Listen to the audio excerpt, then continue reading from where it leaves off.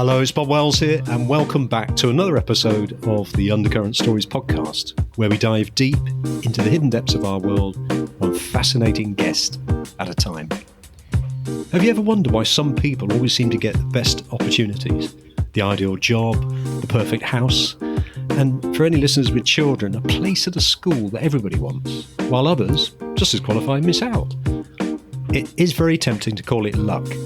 But what if that luck isn't random at all? What if it's designed? My guest today is Judd Kessler. Judd is a professor at the Wharton School of the University of Pennsylvania and one of the leading thinkers in behavioural economics and market design. He's got a new book out, came out yesterday, Lucky by Design, Hidden Markets That Shape Our Lives. It reveals the invisible systems that quietly decide who gets what, not necessarily through price or money, but through rules, algorithms and priorities that we rarely think about. So in this conversation, we're going to explore how these hidden markets shape everything, for example, from job offers to organ donations, and why fairness and efficiency don't always go hand in hand, and what you can do to navigate these systems more wisely.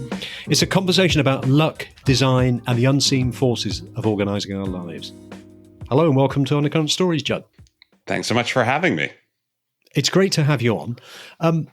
Just to start us off, and for listeners who might not know your work, could you just start by telling us a bit about what Lucky by Design is about and what inspired you to write it, please? Yeah, absolutely. So I'm a professor of economics at the Wharton School at the University of Pennsylvania. And in that role, I teach economics to undergrads and MBA students and executives. And one of the things that you may remember if you've ever taken an economics class or just know about economics is that we are obsessed with markets. Economists love markets, and we're also obsessed with prices. So if you've ever heard an economist say supply equals demand, that's a statement about price changing so that things that we care about get allocated to folks who are willing to pay that price. And one thing that you might not learn about in your econ class is that that does not explain all markets. There are many markets where there are enough people who want to buy something or to claim something at the price that it is sold for, that you get many more people going after the same objects than there are objects available to give to them. So there are a slew of these markets where the standard econ way of thinking about it just doesn't describe what's going on. And so I call this set of markets hidden markets because we still have to decide who gets what. There's still not enough of whatever it is to go around. And so we need other rules to decide who ends up with the thing and who does not. And so the idea of Lucky by Design of the book is trying to help people see those hidden markets, help them understand their rules, which might not be obvious to folks coming to them, and then to develop the best strategy so that you can actually be the one who gets that scarce resource while others do not. Was there a moment in your research and your work or your projects where you sort of realised there is a hidden market here and people need to understand this better? Yeah, the kind of moment for me that crystallized that this book is something I should work on rather than the kind of academic work in the ivory tower that I had been doing for many years. I was sitting in an elementary school auditorium. I was learning about the school. My son was about to start kindergarten, and we were going to apply to send him to a bunch of different, but to an elementary school in our neighborhood. We were looking at a bunch of different schools, and there was going to be a centralized mechanism that allocated the desirable school slots to the many families who wanted them. And I'm sitting in this auditorium, and the parents around me are frantically taking notes as the person who works for the city is explaining the mechanism and how it works. And I'm looking around thinking, these people are overthinking this. This mechanism is actually very easy to work with. It was designed by academic economists. One of them was my advisor from undergraduate and graduate school who won a Nobel Prize in part for this work. And so I know that they don't have to overthink it. They just have to rank their schools in the order that they want them and submit the list to the city. And they don't have to understand specifically kind of how the spots will be assigned as people's priorities change. And, they move around. The whole system is designed to be simple for participants. But people were stressed and nervous. And it made me realize, okay, maybe there's opportunity to kind of help folks understand hidden markets, the centralized clearinghouses like this, where they've been designed so you can simply rank your preferences honestly, but also the hidden markets that are not designed by academic economists, where there is a benefit to strategizing, where you do have to know what the tricks are to get what you want. And so kind of that experience led me to think, all right, maybe I should take a bunch of this research that has been done by me and many, many others over the last few decades and kind of crystallize the actionable advice for folks so they can feel more empowered in these markets and actually get what they want from them. Explain a little bit about the work that you do as a professor at the Wharton College, please. Yeah, so I'm a professor at the Wharton School. I have a variety of interests, so I think it meshes well with the audience of this podcast. I know you cover lots of topics. I do too. And so, I think about what motivates people to behave generously, donating money to charity, volunteering. I think about what's the effect of giving kids access to summer jobs, and I look at the effect of that and how we can improve those programs. So I have a lot of eclectic interests, but I keep coming back to this topic of market design, which is the field that this book is based in, because it's the subfield that tries to understand these hidden markets and how we allocate scarce resources. So some of my research specifically on that, when I got to Wharton, there was a lot of dissatisfaction among the MBA students about how we were allocating them to classes, to their courses, because we had a complicated auction with a lot of students competing with each other using fake currency, and people could speculate. They could buy popular classes with the intention of reselling them, and the system allowed some people to get very lucky based on how they bid and kind of how much. And I'm using lucky in the sense I use it in my book. There was a bunch of strategy involved. You could kind of strategically try to bid to get a bunch of popular classes, while other people who bid wrong, and bid just below the prices that ended up being charged would get nothing. Anyway, students were very dissatisfied. So we, myself and some colleagues, both at Wharton and researchers at other schools, we redesigned that mechanism to try to make it more like the centralized clearinghouse I described for elementary school admissions, where all the students needed to do was describe to the system kind of which classes they wanted by giving values to each one, but not have to think strategically about exactly how much to bid for them. They could focus more on what they wanted rather than what other people might be bidding. Yeah. And so that was like that's a example of one of the projects where it's trying to design the market better so that it's easier for folks to participate. So do you think, just sort of rewinding in history a little bit, I mean, obviously what you're talking about there are actual designing of markets that in some way make it fairer for people, and it's not all about money. Do you think, can you think of any examples historically, going back into history, where these sorts of markets have been around? Yeah, I mean, the thing about hidden markets is that they are kind of prevalent throughout history and throughout place, and things that matter a lot for us, like life-saving organ transplants. Although the ability to transplant organs is not, it's not that historic. It's been around a bunch of decades, but not forever.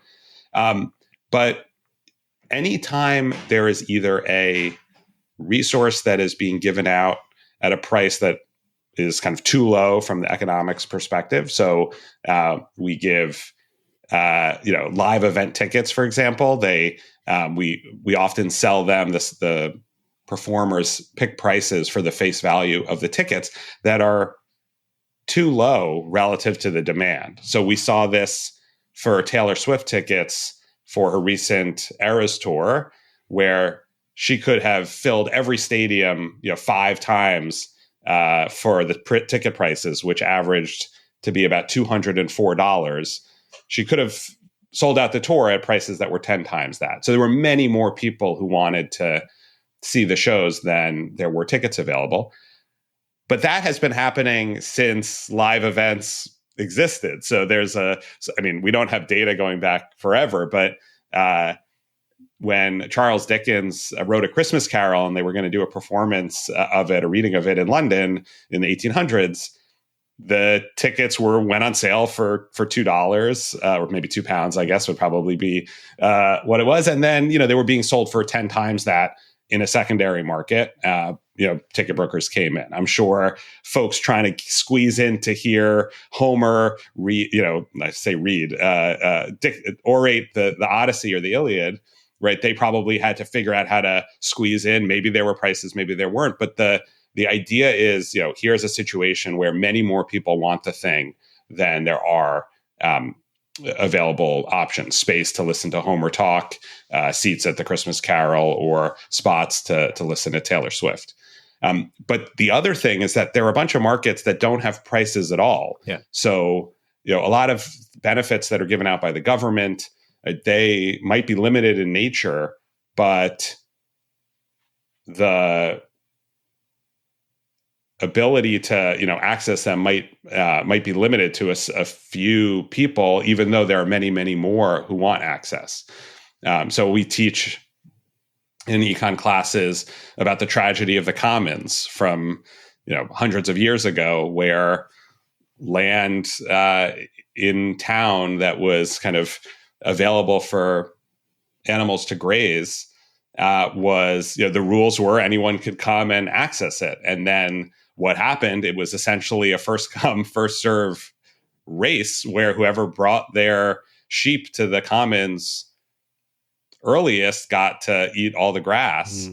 And that had a real dynamic effect both for that year, because whoever's sheep got to eat the grass kind of won that race, and everybody else lost. But then it had massive problems for future years, because we weren't making the commons sustainable for the longer term. And so then the expression, the tragedy of the commons, comes into play because we were not carefully controlling that market. So I see these kinds of hidden markets everywhere, and have recognized that the rules that dictate them are super important. Rewinding back to the Taylor Swift concerts, Taylor Swift and her management sort of set the prices at a reasonable level that anybody could afford them who wanted to go, as opposed to putting them high. And that created a lot of demand, obviously. What is the thinking behind that for Taylor Swift? Because I would guess that if the prices were much higher, she'd still get them sold out. She would have prevented the speculators. What would be Taylor Swift's thinking behind that? So this is a matter of debate, but there are typically 2 reasons that we think sellers will price too low. And I'm putting too low in air quotes here, where it's too low from the perspective of clearing the market. Yeah. It's leaving excess demand around. And to your point, if all that Taylor Swift was interested in was making as much money as possible from the tour, she would want to pick a price that would clear the market. She'd want to keep raising the price until she sells out every seat exactly once. There aren't a bunch of people, trying desperately to get tickets at those prices, because she has a limited number of seats, and that's the price that's going to maximize profit for the tour itself. So there are 2 reasons that we think sellers might lower their price below that. One might not be that relevant for Taylor Swift, but might be relevant for other sellers, like the restaurant that has a line around the block and, people angling to get in. And you think like, well, if it's so popular, why don't they raise the prices? Well, that kind of seller might want to bolster future demand by keeping prices low and letting everybody see who doesn't yet know about the restaurant how popular it is. How popular, right? It might be. Yeah, how popular and what great value it is. Exactly. You see a line around the block and all of a sudden you say, oh, maybe that's a restaurant that, I want to try. And so now that demand that you are relying on to make your money today is also kind of bolstering future demand, future customers who will try the restaurant, next month or the month after that. And you see this with a lot of fad products. So I think this was as much a fad in the UK as it was in the US. Labubu's. This was a product that the kids are buying and wearing on their bags. So folks who remember Beanie Babies or Cabbage Patch Kids was the fad when I was a kid. And I think they were popular in the UK as well because I went for a conference at in London, and at Harrods they were doing a weekly weekly lottery for access to their special Labubu dolls. Yeah. And this is a case where I am talking about it here on this podcast, and I know about it and have thought about it only because they have designed the product and the pricing such that it is impossible or very difficult to get. So there are stories of people lining up around the block for the product when it hits the shelves. There are stories about people, trying to be on the Pop Mart app. Pop Mart is the company that sells these things, like to click the button as soon as the products are made available in an online drop. And Harrods having the weekly raffle to access these.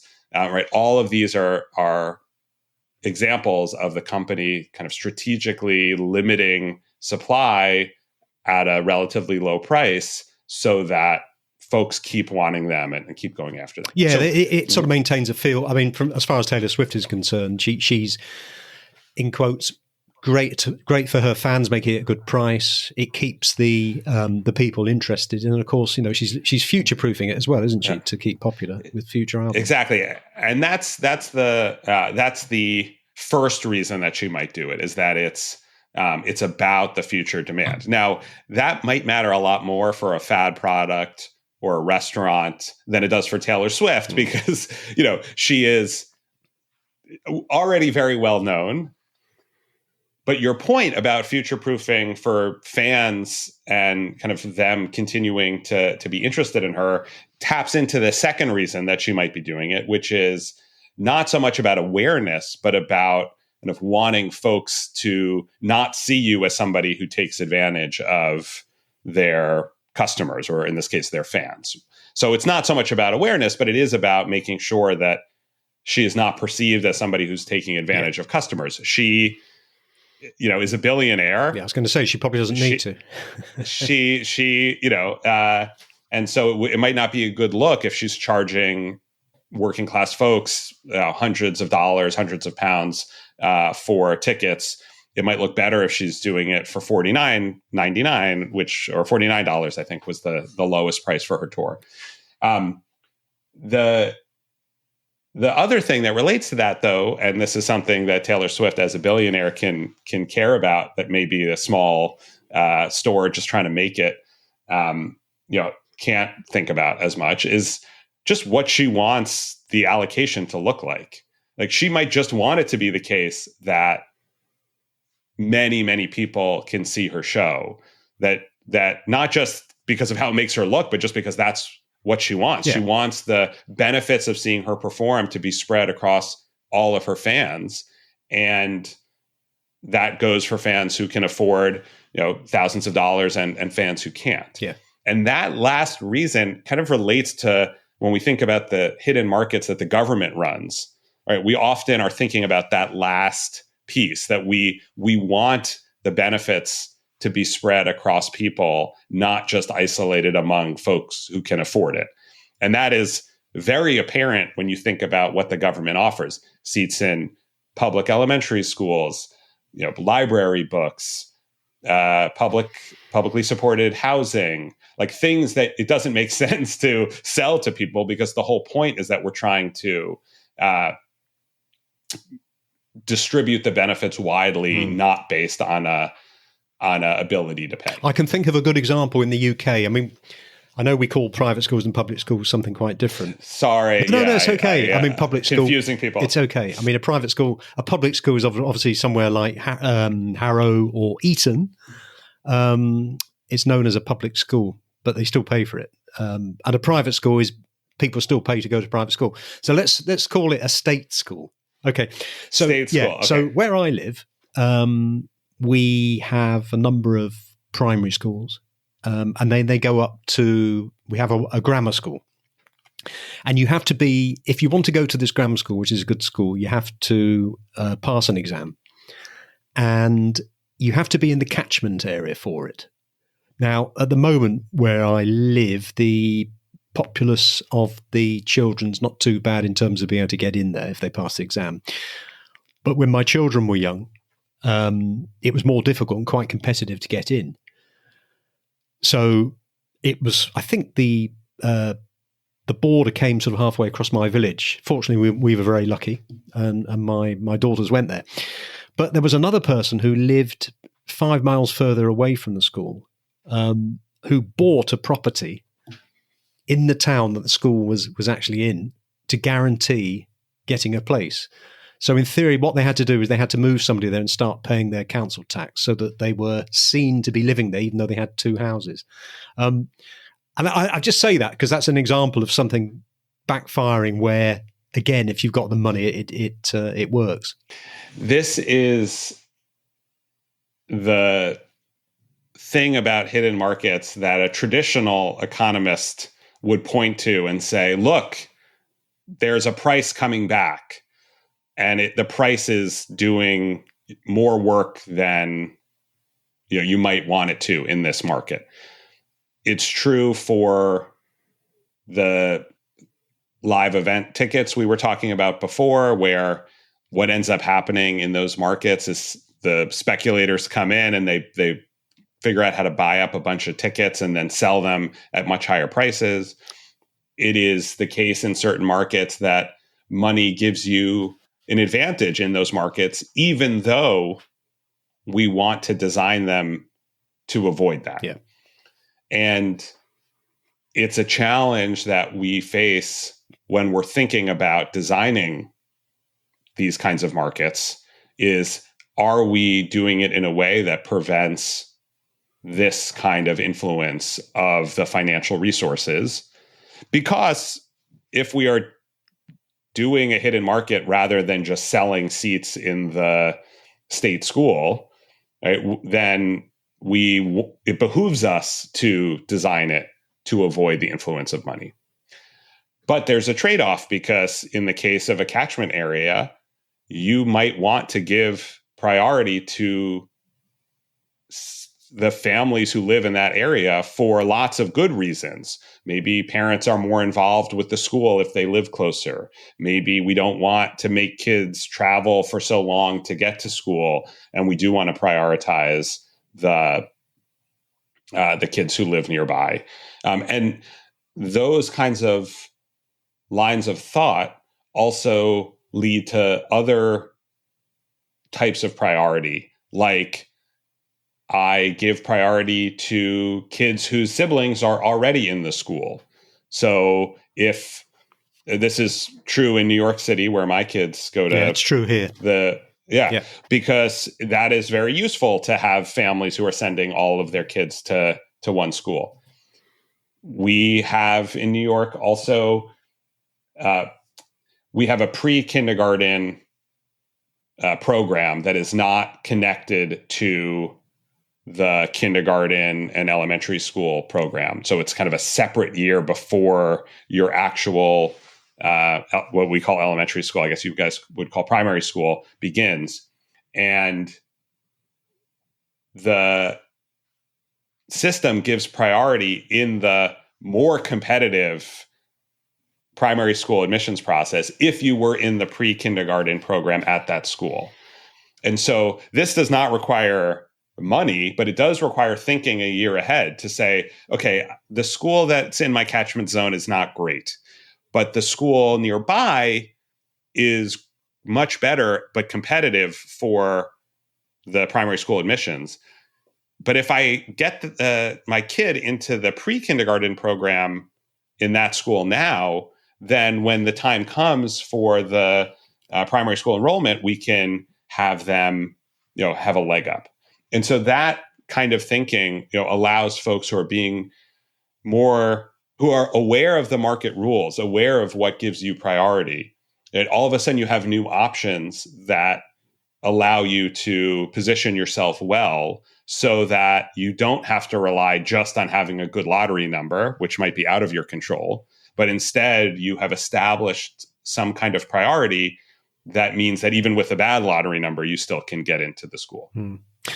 I'd like to talk about how people can identify hidden markets and actually take advantage of them. But before I do that, I'd just like to share with you, because this really got me thinking. There are a lot of hidden markets that you don't really think about at the time, but they are. So I've just completed a part of a walk. It's called the Camino, which goes from southern France in the west, right through to Spain across the Pyrenees, and it's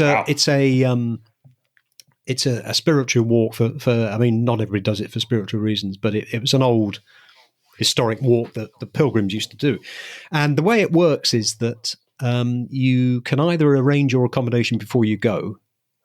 And you can do a deal, and this company will book you into a small hotel. They'll take your luggage from one part to another, so you've just got a little day sack, which is what I did.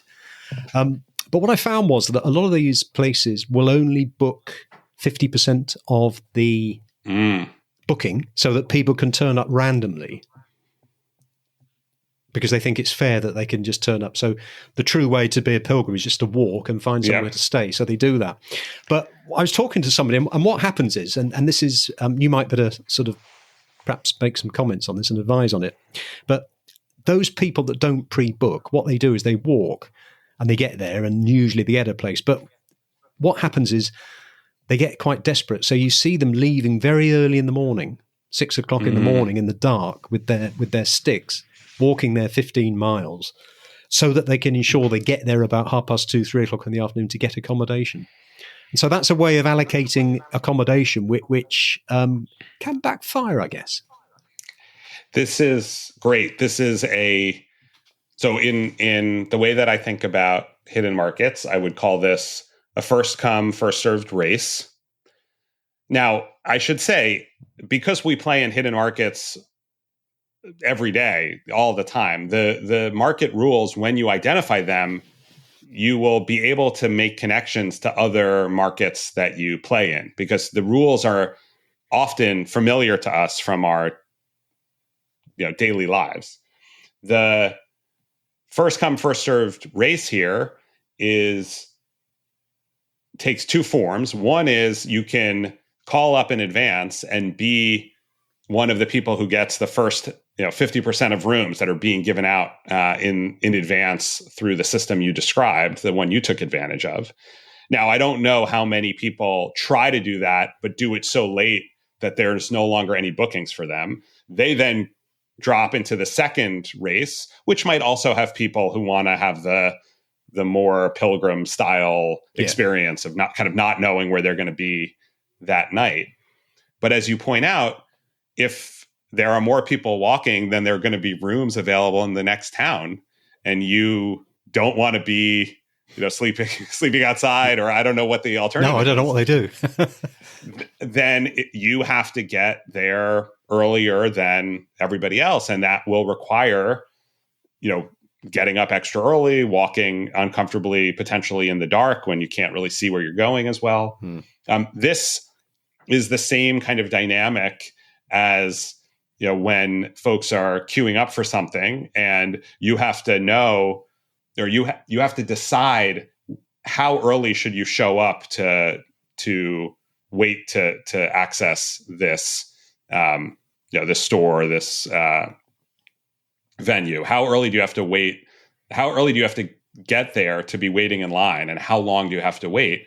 It's a similar kind of dynamic because you want to show up such that you can end up accessing whatever it is that's at the end of that line. Maybe it's a high-end clothing drop where they're just releasing a few of some new product, or we had Shakespeare in the Park in Central Park near where I live in New York, and people queue up well before even the park opens so that they can get one of the available tickets to the production for that night. And those tickets are free, so you get a lot of excess demand.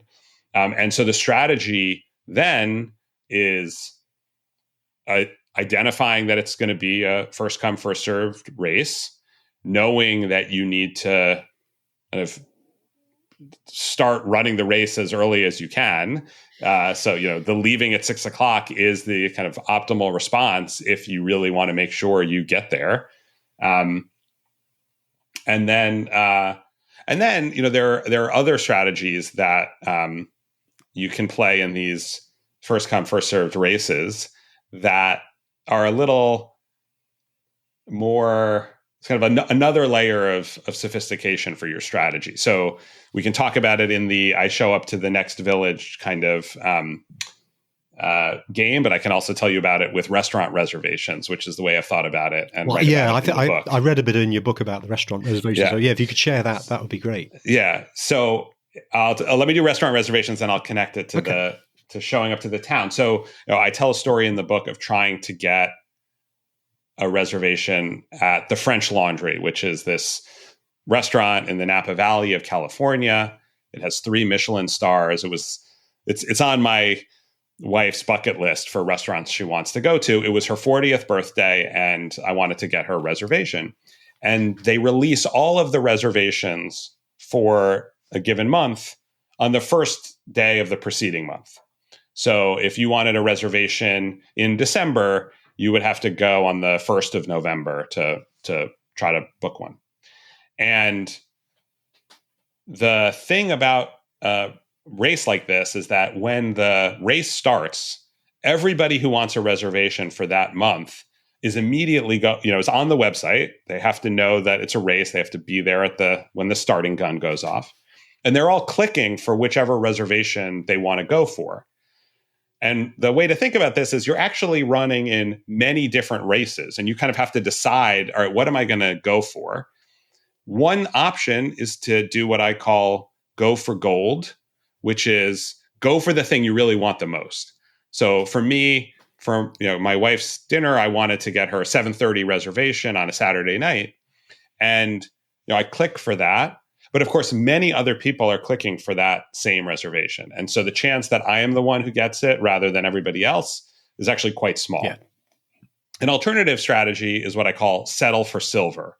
Okay, so instead of going for the gold medal, you go for the silver medal. What does that look like in my case? Maybe I go for a 5 p.m. reservation or a 4:30 p.m. reservation. It's earlier than we would want to eat dinner, but there might be less competition for it. And so it turned out when I was trying to get this for my wife, I went for the 7:30, the page reloaded. I had not gotten it, but 4:30 was still available. Like no one had claimed that last 4:30 reservation in the first few seconds. So then I clicked for 4:30. But of course, by the time I clicked the second, after the page had reloaded and I clicked, it was also gone. And so it was very clear if I had pretended that 4:30 was my first choice, if I had gone for that when the race started, I would have gotten it. And so you can see the trade-off there. Yeah. That sure, it's not my first choice, but if I don't really care whether I eat at 7:30 or 4:30, like if I'm close to indifferent, it's much smarter to play for the silver medal option. So when you're walking to that next town and competing with lots of people, right? Maybe there's a desirable kind of bed and breakfast or inn that everybody's going to go for, and maybe there's one that's less desirable, kind of a little further afield. And if you show up and you kind of wait in line at the desirable one, once you arrive to the town and kind of you get to the front to be told, oh, sorry, we're booked out.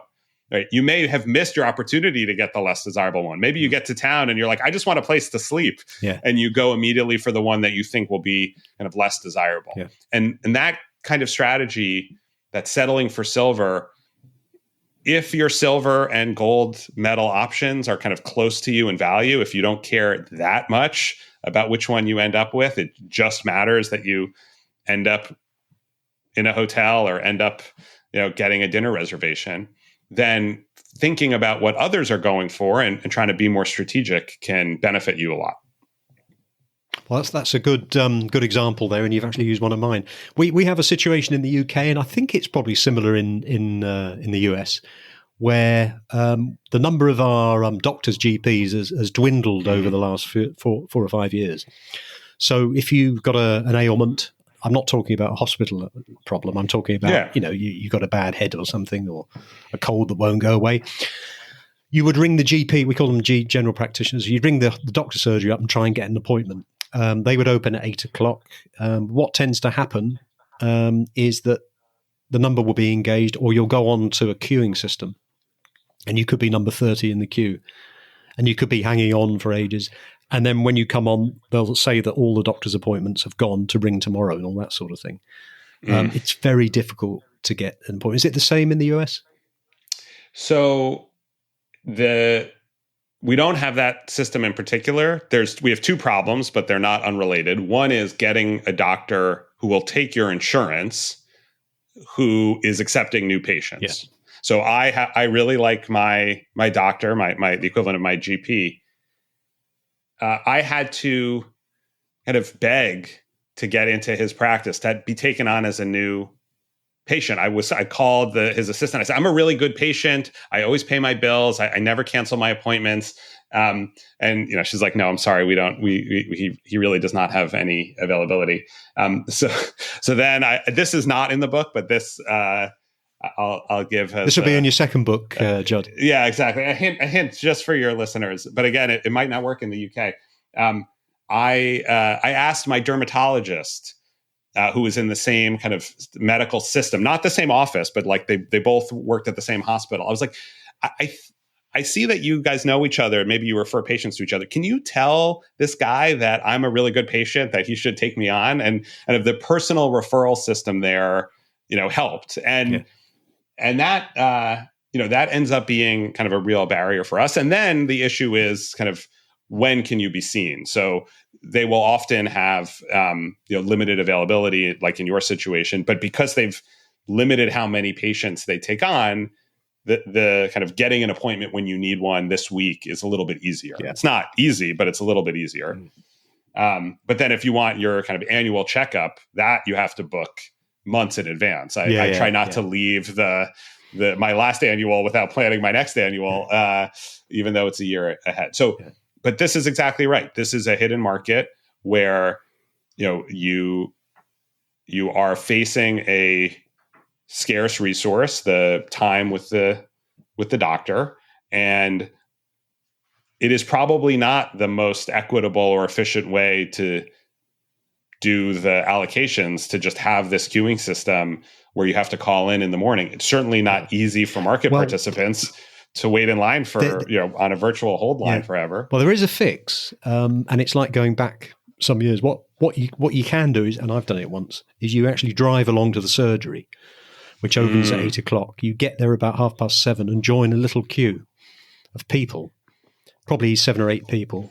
Go in there, get your appointment. You can normally be seen the same day, but then it's not really. It's a bit unfair on people that are old and perhaps can't drive and stuff. But there is a fix. Yeah, and basically every hidden market has some set of. I don't want to call them loopholes, because it's not. You're not doing anything wrong or taking advantage of anything, but you are kind of recognizing that while a phone line can be busy, or you can be put on hold with the many other people that call in, right? If you're standing in front of somebody in the surgery, like they're gonna respond to you. Yeah. They're not. You can't. You might have to wait, but your chance of being seen is much higher if you're there in person. And this is true. I tell examples like this in the book for getting into a very popular salon where they book the appointments out kind of all at once for a month. And the trick is the same thing. You show up on the day the appointments are available because they will put you into the booking system kind of and deal with you before they pick up another phone call. And it is harder for market participants, right? You have to show up. That's more difficult than calling in and only showing up if you end up getting an appointment. So that's not desirable, but it might be somewhat efficient in the sense of the folks who really, really need to be seen. And again, as you point out, can get there, are able to get there, are more likely to be seen because you might only bother to do that extra effort if your situation is such that you really need assistance. The hidden markets was very interesting. When I first was approached by your book company, to have a conversation with you, I was immediately thinking, right. So if I want to buy a car and it's, I don't know, £20,000 or whatever, $25,000, I'm going to find a way of doing a deal with it with a hidden market. But just to be clear, this isn't about negotiating a price on something where there's a price, is it? No, it's not. I mean, I think it's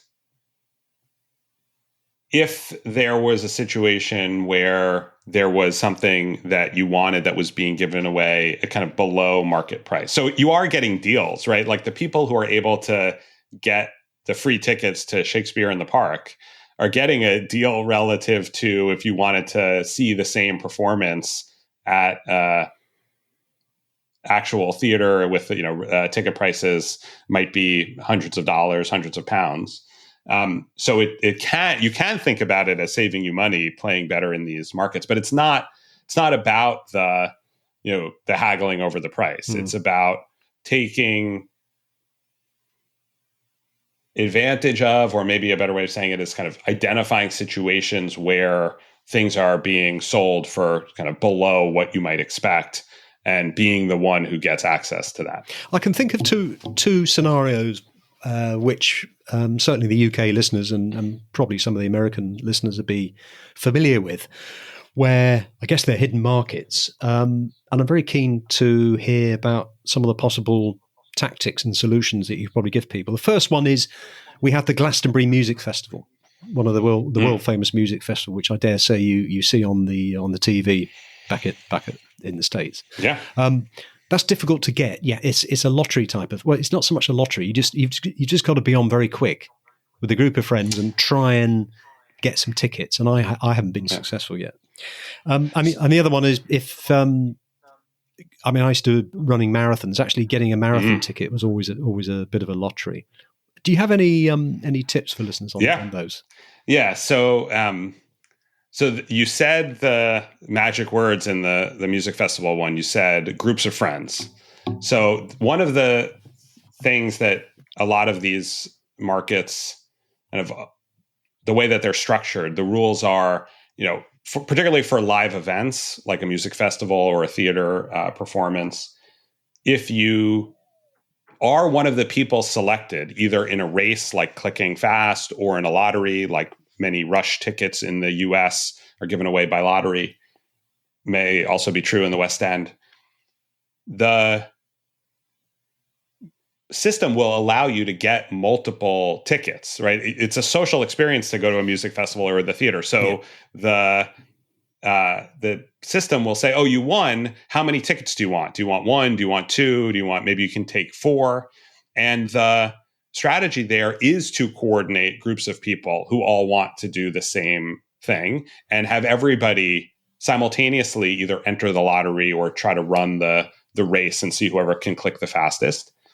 If you are very motivated and you have friends that will do this for you, you often can recruit other people to participate as well. So enter the lottery for a performance that you want to see, not them, but they enter kind of on your behalf. Now, often with the way these rules work, you have to show up to pick up the tickets. So if you win the lottery, again, to prevent the speculators, they don't want people who are going to just win and then resell. That would introduce inequity in the system and be unfair. But the strategy is, okay, have more people kind of enter the race or the lottery on your behalf. If they win, they will have to go to the theater, say, and pick up the tickets and give them to you. But they only have to do that in the event that they win. So it's kind of, you have to do the work, but only in the good case. And so that's a strategy, basically recruiting your friends. Lots of lotteries have systems like that. So, there's a lottery to come get a visa for the US, or historically there has been, and it's your whole family can go to the US if you win the lottery. And so you and your partner, both should be entering for your family because you're doubling your chances.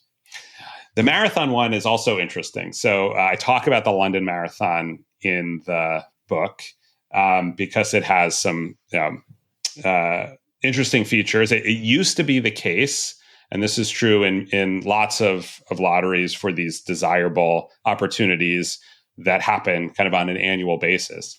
It used to be the case that they would reward prior lottery losers. So if you had entered the lottery many years and lost every time you wanted to run the London Marathon, they would kind of get you in as a kind of, all right, you got unlucky enough years, we're going to just put you in. Yeah. So many people lost the lottery so many times that they could no longer offer entry that way. Kind of that pool of people got too big. So there are lotteries that reward prior losses. So in the US, we have many of them for recreational hunters who want to hunt some kind of big game, some desirable animal, but you can't shoot that many of them for ecological reasons. So they limit the number of tags they give out.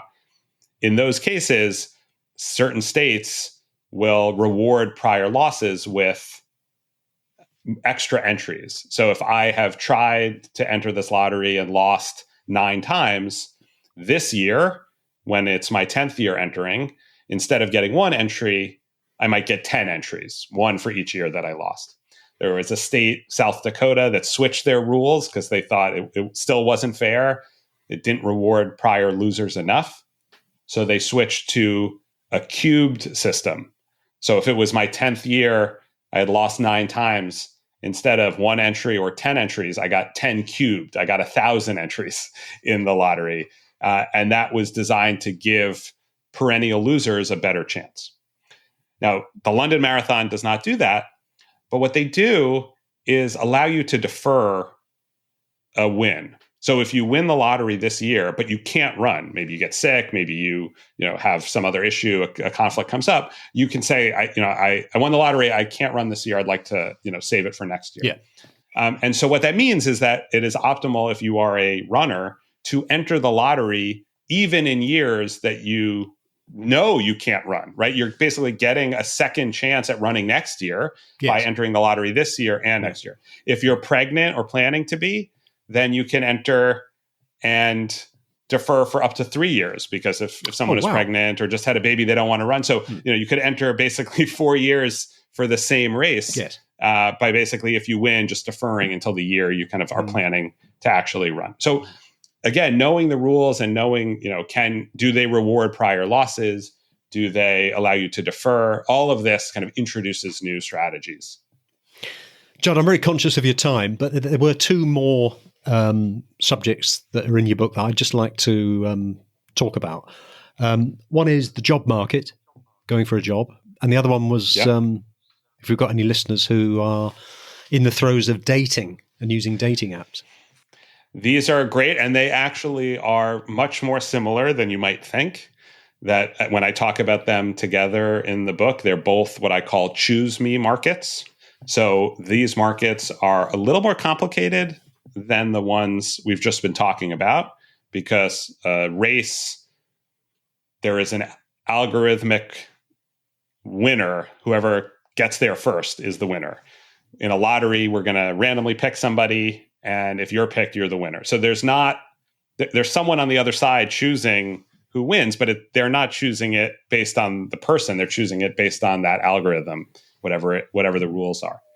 In choose me markets like labor and dating, there's somebody else on the other side of the market, and they have to also say, yes, I would like to match with you. I would like to hire you for my firm. I would like to, continue to date you as a romantic partner.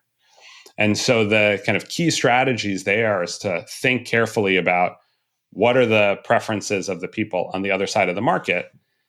And one thing that I think we kind of undervalue when we approach this market, so one of the things I emphasize in my book is we often worry in these situations, say as a job applicant or somebody on the dating market, we worry that we're going to fall below some bar that the person on the other side of the market has set, like that, our application won't be strong enough or our dating profile won't be appealing enough.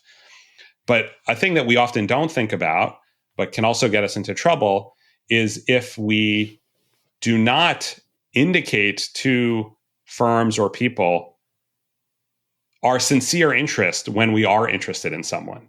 Because when there are so many applicants for every job posting, or when you're on dating apps and there's so many possible options, strategy that people have to play is kind of screening people, both who are below their bar, but also people who they are worried are not going to be worth investing in. I don't want to go after a job candidate who I think is not a great fit for this firm, who might be, overqualified or be interested in pursuing other interests. I don't want to try to recruit them, waste a bunch of time, energy, and money trying to get them to come and then train them only for them to leave for another job, in a few months. I might not want to invest heavily in, chatting with somebody and going on a couple of dates with them if they're not serious about making a long-term match with me. And so I think we worry too much about, not being good enough, but we often don't think enough about are we signaling to the people who we want to match with how sincere our interest is in that match. And so there's some nice research from a study on daters in South Korea, where they basically give them the opportunity to send kind of signal along with the desire to match. So they kind of send these dating applications kind of to potential daters, and they can send them with a rose that is, it's not a physical rose, it's a virtual kind of, I have chosen you to receive one of my roses because I'm very interested in you. And it turns out that these roses are very effective at getting people to pay attention, but really only effective if you send them to people who might have been worried that you were not actually interested. Like maybe you are they think of you as being, very attractive or kind of might not be interested in them. But maybe you see them and you think, oh man, this person, they have the same hobbies as me. They, I find them attractive in a kind of way that maybe other people are not drawn to. And this person is actually good for me. And that is the situation where the roses become super powerful because they put that person's mind at ease, right? It's what you would do on the labor market if you could somehow convince a firm that you really wanted to work at that, like, no, I'm not going to leave in 6 months to go get a different job. I want to be here and I want to be here for the long term. Yeah. Right. That really gets the folks on the other side of the market to say, oh, I'm going to invest in learning more about and maybe pursuing this person. And I guess on both of those, but particularly the dating one, I guess the reticence on behalf of the person is the fact that they want to maintain a sense of being cool, but not to the point of and the other extreme, they don't want to appear too needy. This is you have to kind of navigate this. And I think, all of the advice I ever got when I was single was to play it cool all of the time. Yeah, me too. That was like, don't never look interested. And, to be honest, when I was single, I was in my 20s, maybe that was good advice that because the people who I was pursuing romantically were not interested in something, all that serious anyway. But I think at a certain point, particularly now I'm in my 40s and I see friends who are single And it could be that now that's not the right strategy. That yes, you don't want to seem needy. Nobody wants to be with someone who is going to end up codependent. But if I am single on the dating market in my late 30s, 40s, it might be that I'm looking for somebody who I know is actually going to be interested in a longer term relationship with me, and not somebody who's going to go on 4 or 5 dates with me and then disappear. I might have been burned by situations like that in the past, and so then you don't have to wait 4 days before you reply to a text message, right? Then you can be a normal person who says, oh, I want to see you again. When can I see you again? At the end of this date, and not say, I'll text you later. So again, there's no, right. Because these markets are complicated, there's never going to be this is exactly the strategy you should play in this market. Right. It has to be a kind of, these are the pros and cons of these strategies, and think about it for yourself in the particular market that you're in, given the preferences that you have. Like, what is it that you want, and how should you be playing to get it? Well, it's been a really fascinating conversation, Judd. Is there one particular market or one sort of hidden market, perhaps, that you're looking at the moment that you find endlessly fascinating? There's two, and to avoid being long-winded, I'll give a quick one of each. I'm really interested in organ allocation. So it's a life-saving, scarce resource. And I've been thinking a lot and done a lot of research on, can we make that resource less scarce? And essentially the idea is, can we reward people who agree when they're young and healthy to become organ donors if they're in a position to do so? Can we reward them not with money, because people often worry about that. They don't like kind of paying people to be donors, although there are many people who do want to think about that. But you could reward them with a higher likelihood of getting a kidney if they needed one, and say, okay, when you were young and healthy at 18 and you signed up to be a donor, we're going to remember that. And so if you ever need a kidney when you're older, you will get priority over somebody who did not do that.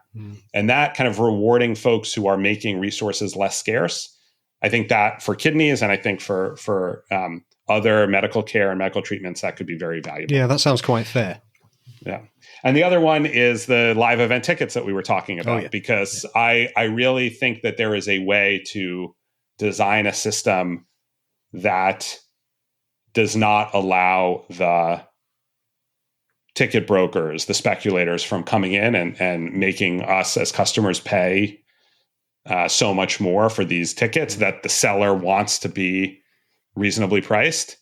And so I've been thinking about how to actually implement that. And it's going to probably require getting away from first come, first serve races for tickets, because the ticket brokers can program bots that can buy tickets faster than any one of us can when they become available. So we're going to have to do away with that. And the other thing is probably have to put names on tickets, like boarding passes on airplanes, where I can't then turn around and sell it to somebody else. But those two things together, I think, would fix the ticket system. And so I've been thinking a lot about that and how to actually make those changes real. Well, it's been great having you on, Judd, but absolutely fascinating conversation. And it's been really interesting to learn more about some of these hidden markets, which, as I say, I came up with a couple that I was thinking about while we were talking. So I think it's just a case of looking out for them and getting the best for yourself with it. My guest today has been Judd Kessler. Judd is a professor at the Wharton School of the University of Pennsylvania and one of the leading thinkers in behavioral economics and market design. And his new book is called Lucky by Design, Hidden Markets That Shape Our Lives. And details of that will be on the show notes. Thank you for coming on the show, Judd. Thanks so much for having me.